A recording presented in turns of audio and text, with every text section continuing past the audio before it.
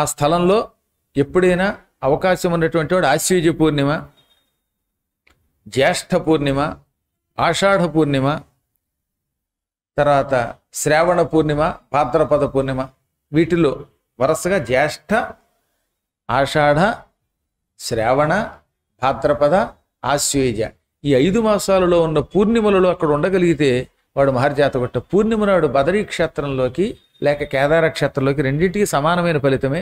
ఆ క్షేత్రాల్లోకి స్వయంగా త్రిమూర్తులు ముగ్గురు వస్తారు. ఇటు అటు 2 వైపులా ఉన్నటువంటి వాళ్ళ మీద తమ కాంతిని దృష్టిని ప్రసరింపచేస్తారు. దానివల్ల అక్కడికి వెళ్ళినటువంటి వాడు జీవితంలో అశాంతి పొందడు. ఇంకా రహస్యం ఏంటంటే ఏ మూల ఏం జరుగుతుందో తెలుస్తుందండి.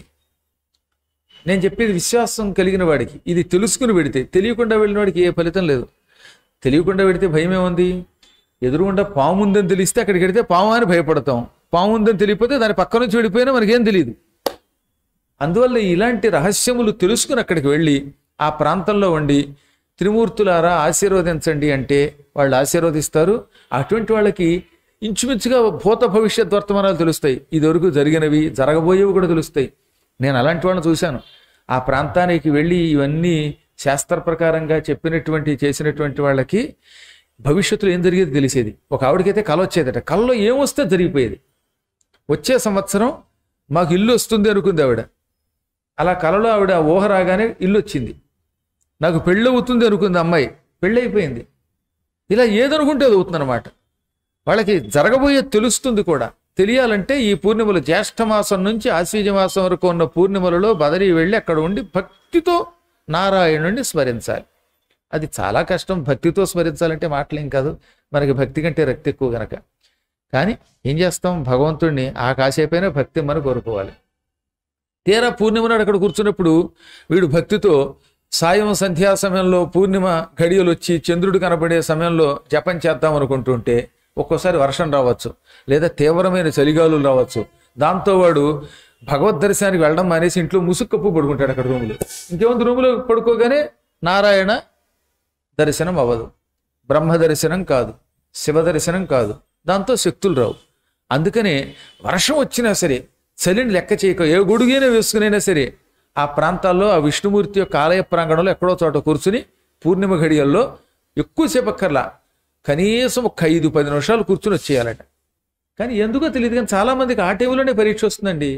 పాపం భాద్రపద పూర్ణిమకి ఒక ఆయన వెళ్ళాడు ఇలాగే నేను చెప్పానని. ఆ పూట కురిసిందిటండి వర్షం, పొద్దున్న సాయంకాలం దాకా అలా కురుస్తూనే ఉంది. చలికి తట్టుకోలేక అసలు ఎవరు రూముల్లోంచి కదలలేకపోయారట. బయటికి వెడదామంటే కాళ్ళు మండిపోతున్నాయి. ఆ చలికి కాళ్ళు మండుతాయి. దాన్ని కోల్డ్ బర్నింగ్ అంటారు.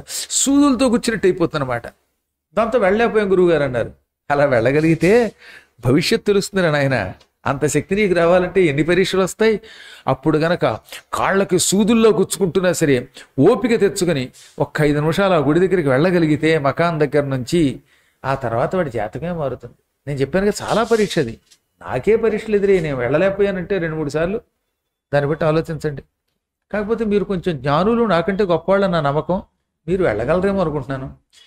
ఎందుకంటే గురువుల కంటే గురువుల యొక్క భక్తులే గొప్పవాళ్ళని చెప్పాను కదా. ఇలా పురాణం పైన చెప్పి పైన కూర్చుని ఆసనం మీద, ఉన్నతాసనం మీద కూర్చుని చెప్పేవాడు కంటే ఒక్కొక్కప్పుడు కింద ఉండి వినేవాడికి ఎక్కువ భక్తి ఉంటుందిట. చెప్పేవాడు చెప్పుకుపోయినా వినేవాడు అందులో ఉన్న వాటిని నమ్మి ఆచరించి తరించేవాళ్ళు ఎక్కువ ఉంటారు సహజంగా. అందుకే వక్త కంటే శ్రోత గొప్పవాడు. వక్త ఏమిటి, రోజు చెబుతున్నాం కదా అనుకోవచ్చు, ఒక్కోసారి అనుభవించి చెప్పకపోవచ్చు, అందులో ఉన్న వాటినే పరిపూర్ణమైన విశ్వాసంతో చెప్పకపోవచ్చు. కానీ వినేవాడు అలా కాదు కదా. మా గురువు గారు చెప్పారనే నమ్మకంతో వింటారు. వాళ్ళు విన్న తర్వాత ఆచరిస్తారు, ఆచరిస్తే తరిస్తారు. అలా తరించిన వాళ్ళు కొద్దిమంది ఉన్నారు. ఇప్పుడు కూడా ఒక ఆయన చేబ్రోలని ఒక గ్రామం ఉన్నది, తాడేపల్లిగూడానికి ఏలూరికి మధ్యలో ఉంటుంది. ఆ ఊళ్ళో ఒక 70 ఏళ్ళ ఆయన ఉన్నాడు. ఆయన ఒకప్పుడు ఇలాగే చెప్పినట్టు చేశాడు. ఆయన ఇప్పుడు ఈ మధ్యన ఇళ్లలోంచి రావట్లేదు. కానీ ఆయన ఇక్కడ బాణలింగం ప్రతిష్ఠింపబడుతుంది, మా గురువుగారు ప్రతిష్ఠిస్తారని చెప్పేట్టు కొంతమందికి. నిజంగానే ప్రతిష్ఠించాం. గురువుగారు చేసే పని అతనికి తెలిసిపోతుంది. ఇంట్లో కూర్చుంటే తెలుస్తుంది. ఎలా తెలుస్తుంది? అదే బదరీ మహిమ అంటే. మా గురువుగారు ఈ పని చేస్తారు అనుకుంటే వాళ్ళు అనుకున్నట్టే గురువుగారు ఆ పని చేస్తున్నారు. ఇది గురు శిష్య బంధం అంటే. ఇది గురువుల్ని నమ్మి వాళ్ళు పురాణములు విని అక్కడ ఆచరించటం వల్ల వచ్చిన మహామహిమ అంటే.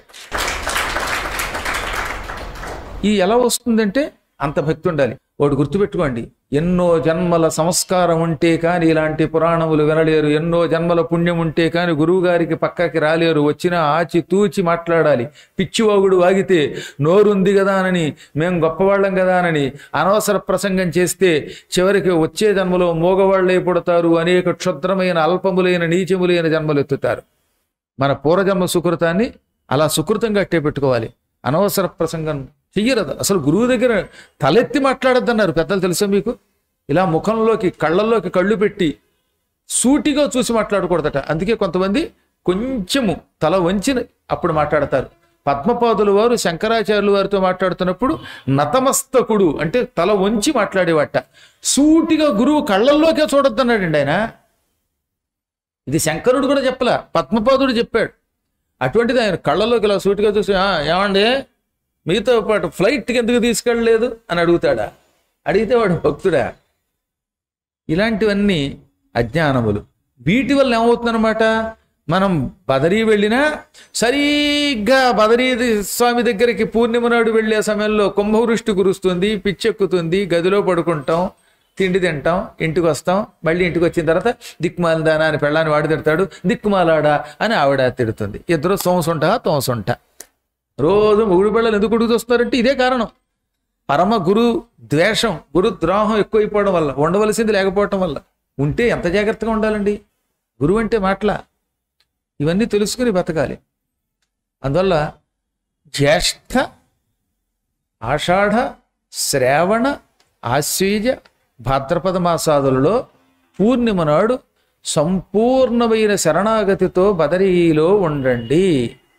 మమ్మల్ని ఎక్కువ బాధ పెట్టకు, పరీక్షించకు స్వామి. పూర్ణిమ నాడు ఈ ఆలయం దగ్గర ఎక్కడో చోట ఒక మెట్టు మీద ఇంతసేపు కూర్చుని నిన్ను స్మరించే భాగ్యం ఇయ్యి అని ఆ స్వామిని ప్రార్థించండి. ఆయన కరుణామూర్తి, అప్పుడు రక్షిస్తాడు, పరీక్షించడు. పరీక్షించినా ఆ పరీక్షలో నెగ్గే శక్తి ఇస్తాడు. అప్పుడు మనకి భూత భవిష్యత్ వర్తమానములు ఏమేమిటో తెలుస్తాయి. జరిగింది, జరుగుతున్నది, జరగబోయేది తెలుస్తుంది. మళ్ళీ ఇవి బయట పెట్టకూడదు. మనం పెట్టకుండా ఓహో ఇలా జరగబోతున్నది అనుకుని అతి జాగ్రత్తగా ఉంటాం, పతనం కాకుండా ఉంటాం. దానివల్ల ఈ లోకంలోనూ సుఖం పొందుతాం, శరీరం విడిచిపెట్టాక పవిత్ర లోకాలకు వెడతాం, ముక్తి పొందగలుగుతాం.